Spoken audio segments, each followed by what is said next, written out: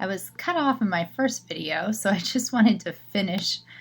Did not mean to go over 15 minutes there, but I did want to just put some closure on what I created. And that was in addition to this practice quiz that was in Classic Quizzes, I did manage to actually start to build what will be one of my first, I call exams, but really a quiz in Canvas. And so I was able to build some of the questions into the test question bank, which I will be able to pull.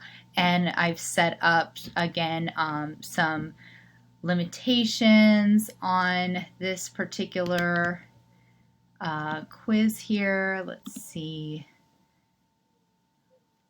where they say that. I mean, at the moment, this is worth 18 points. My actual exam will be about 75 when it's all said and done. Here we go, settings. But I wanted to show you that I set the time limit to be reflective of the class. And I was able to build some other things into it, like when they need to take the class by. So I was able to play around with that feature. One of the other features that I wanted to show you is that I started to build in my calendar. And again, here we have the first assignment. Well, actually, that was our assignment, I believe. But this down here shows on my calendar, right, the different classes that I built in, when the first module, when those assignments are due and those activities. And so I was able to do that as well. Otherwise, let me see if I'm forgetting anything.